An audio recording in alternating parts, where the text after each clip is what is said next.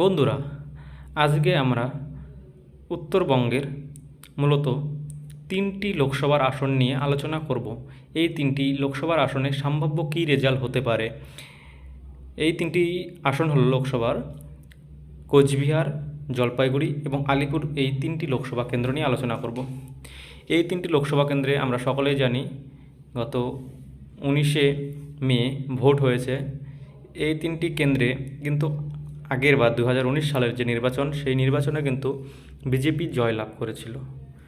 তো এবার যদি আমরা নির্বাচনটার সম্পূর্ণ বিশ্লেষণ করি এবং আমাদের যা গ্রাউন্ড রিপোর্ট আমরা যা দেখতে পারছি, সেই ফল নিয়ে আজকে আমরা আলোচনা করব। এই 3টি লোকসভা কেন্দ্রে কী রেজাল্ট হতে পারে, কে জিততে পারে সম্ভাব্য, বামেদের কী রকম ভোট বাড়তে পারে, কিংবা বিজেপি আশানুরূপ ফল করতে পারে কিনা, এই বিষয় নিয়ে আজকে আমরা আলোচনা করব। তো এই 3টি লোকসভা কেন্দ্রে যদি আমরা দেখি, আগেরবার কোচবিহারে বিজেপি জয় হয়েছিল, আলিপুরও বিজেপি এবং জলপাইগুড়িতেও বিজেপি। চলো কোচবিহারে কী হতে পারে সম্ভাব্য ফলাফল। দেখো, কোচবিহারে এবারের নির্বাচনে বিজেপি কিন্তু তাদের আগেরবারের যে প্রার্থী ছিল নিশীথ প্রামাণিক, সেই নিশীথ প্রামাণিকের ওপরেই আস্থা রেখেছে। নিশীথ প্রামাণিক কেন্দ্রীয় স্বরাষ্ট্র প্রতিমন্ত্রী ছিলেন। আগেরবার কিন্তু নীতিশ প্রামাণিকের সাথে পরেশচন্দ্র অধিকারীর হাড্ডাহাড্ডি লড়াইয়ে নিশীথ প্রামাণিক 54,000 ভোটে নির্বাচিত হয়েছিলেন। এবারও যদি আমরা দেখি, সেই নিশীথ প্রামাণিকের ওপরেই বিজেপি ভরসা করেছে। সারা রাজ্যে কংগ্রেসের জোট হয়েছে তৃণমূল সিপিআইএমের সাথে, কিন্তু এবার এই কোচবিহারে কংগ্রেস এবং সিপিআইএমের জোট হয়নি, অর্থাৎ বামফ্রন্টের জোট হয়নি। তো এক্ষেত্রে কংগ্রেস এবং বামফ্রন্ট আলাদা আলাদা প্রার্থী দিয়েছে। বামফ্রন্টের প্রার্থী এই জায়গায় ফরওয়ার্ড ব্লকের নীতিশ চন্দ্র রায় এবং কংগ্রেসের প্রার্থী পিয়া রায় চৌধুরী। আর যদি অপরদিকে তৃণমূল কংগ্রেসের আমরা প্রার্থী দেখি, তৃণমূল কংগ্রেসের প্রার্থী হয়েছে জগদীশ চন্দ্র বসুনিয়া, তিনি সিতাইয়ের সিটিং এমএলএ। তো এই কেন্দ্রে আমরা যা গ্রাউন্ড রিপোর্ট পাচ্ছি, এই কেন্দ্রে বামেরা 2019 সালে যা রেজাল্ট করেছিল, অর্থাৎ যে পার্সেন্টেজ ভোট পেয়েছিল, সেই 19 সালের থেকে কিন্তু এবার বামেদের ভোট বাড়তে চলেছে। তো এই ভোট যদি 3 থেকে 4% বাড়ে, তাহলে কিন্তু এই কেন্দ্রে সম্ভাব্য তৃণমূল জিততে পারে, যদি বামেরা আগের বারের থেকে 2-3% ভোট বাড়িয়ে নেয়। কারণ আগেরবার বিজেপি এবং তৃণমূলের মধ্যে কিন্তু খুব একটা ব্যবধান ছিল না, অর্থাৎ এই কেন্দ্রে তৃণমূল জেতার সম্ভাবনা আমরা দেখতে পাচ্ছি। পরের লোকসভা কেন্দ্র আলিপুরদুয়ার।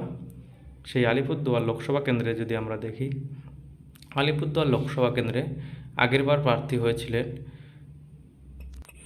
জন বার্লা মহাশয়। এবারও বিজেপি সেই জন বার্লার উপরে ভরসা করেনি। বিজেপি এবার প্রার্থী করেছে কুমারগ্রাম বিধানসভার বিধায়ক মনোজ টিগ্গার উপরে। এবং এক্ষেত্রে এই আলিপুরদুয়ার লোকসভা কেন্দ্রে যদি আমরা দেখি, বামফ্রন্টের যে প্রার্থী, সেই বামফ্রন্টের এবং কংগ্রেসের যে জোট এই আলিপুরদুয়ার কেন্দ্রে লক্ষ্য করা হয়েছে জোট। সেক্ষেত্রে বামফ্রন্টের আরএসপির প্রার্থী হয়েছে মিলিও রাও। এবং এই কেন্দ্রে তৃণমূল প্রার্থী করেছে তৃণমূলের রাজ্যসভার এমপি প্রকাশিক বড়াইকে। এই কেন্দ্রে কোচবিহার কেন্দ্রে যেরকম হাড্ডাহাড্ডি লড়াই আমরা লক্ষ্য করতে পেরেছি, এই কেন্দ্রে হয়তো হাড্ডাহাড্ডি লড়াই হবে না, কিন্তু আগেরবার এই কেন্দ্রে বিজেপি একটা বিরাট ব্যবধানে জিতেছিল। এবার যেহেতু জন বার্লা টিকিট পায়নি, আমরা সবাই দেখেছি জন বার্লা টিকিট না পাওয়ার ফলে কী রকম ঝামেলা করেছিল, বিজেপির অভ্যন্তরীণ একটা গণ্ডগোলের রূপ নিয়েছিল। জন বার্লা বিদ্রোহ ঘোষণা করেছিল প্রায়। তো এবার এই কেন্দ্রে সম্ভবত বিজেপি জিতছে, কিন্তু ব্যবধান কমছে। তারপর যদি আমরা দেখি জলপাইগুড়ি, সেই জলপাইগুড়ি কেন্দ্রে এবার ইন্টারেস্টিং একটা বিষয় রয়েছে, সেটা হলো বামেদের প্রার্থী যে রয়েছে, সেই প্রার্থী সেই জলপাইগুড়ি কেন্দ্রে একজন ইয়ং এবং স্কুল শিক্ষক দেবরাজ বর্মন দাঁড়িয়েছে। বামেদের সিপিআইএম প্রার্থী দেবরাজ বর্মন দাঁড়িয়েছে। এবং বিজেপি তাদের আগেরবারের যে 2019 সালের এমপি জিতেছিল, সেই জয়ন্ত রায়কে শেষ মুহূর্তে টিকিট দিয়েছে। যদিও অনেক কানাঘোষা শোনা গিয়েছিল সেই জয়ন্ত রায়কে বিজেপি এবার টিকিট দিবে না, কিন্তু শেষ মুহূর্তে বিজেপি জয়ন্ত রায়কে টিকিট দিয়েছে।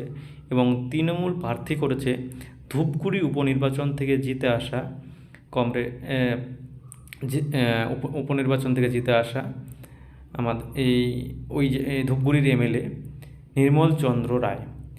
এবার এই কেন্দ্রে যেহেতু আগেরবার বিজেপি জিতেছিল, এবার যদি আমরা লক্ষ্য করি তাহলে এবার কিন্তু একটা আমরা হাড্ডাহাড্ডি লড়াই দেখতে পারবো। মূলত এই লড়াইটা হবে সিপিআইএমের কারণে, কারণ এবার কিন্তু এই কেন্দ্রে সিপিএম কংগ্রেসের জোট হয়েছে। আর যেহেতু এই জলপাইগুড়ির উপর দিয়েই রাহুল গান্ধীর ভারত জোড়ো ন্যায় যাত্রা গিয়েছিল, একটি লক্ষণীয় ভিড় দেখা গিয়েছিল। যেহেতু বাম কংগ্রেস জোট হয়েছে, তো আর সিপিআইএমের প্রার্থী একজন ইয়ং ক্যান্ডিডেট, আর সিপিআইএম যেহেতু ডাইরেক্ট লড়াই করছে এই জায়গায়, সেক্ষেত্রে সিপিআইএম একটা ভালো ভোট টানবে।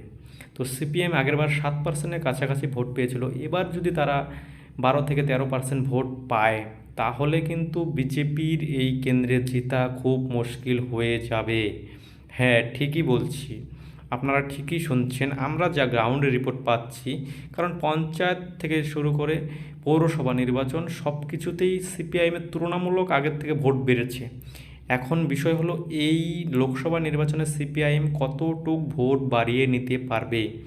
এই ভোট বাড়িয়ে নেওয়ার উপরেই কিন্তু তৃণমূল বিজেপির ভবিষ্যৎ ঝুলে রয়েছে। হ্যাঁ বন্ধুরা, ভবিষ্যৎ ঝুলে রয়েছে, কারণ এই কেন্দ্রে আমাদের যা গ্রাউন্ড রিপোর্ট, সিপিআইএম প্রায় 1.5 লক্ষের ওপরে ভোট পেতে চলেছে, যেটা নাকি আগেরবার 90,000-এর উপর সামথিং একটা ছিল। এবার যদি সিপিআইএম 50,000-60,000 ভোট তারা বাড়িয়ে নিতে পারে তাহলে কিন্তু বিজেপি এই কেন্দ্রে জেতাটা টাফ হয়ে যাবে।